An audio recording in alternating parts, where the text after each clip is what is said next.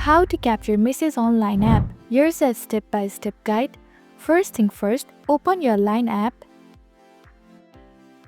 Now click on the chat icon at the bottom. Then head into any chat where you want to capture a message. Next up, find the specific message you want to save. Once you have found it, simply press and hold on the message you want to capture.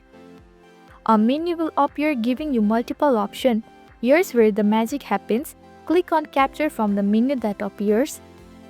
At this stage, you will see that the message is highlighted for capture. If needed, you can also tap on Hide Info to remove any private information. Once you are satisfied, hit Capture again to finalize your selection.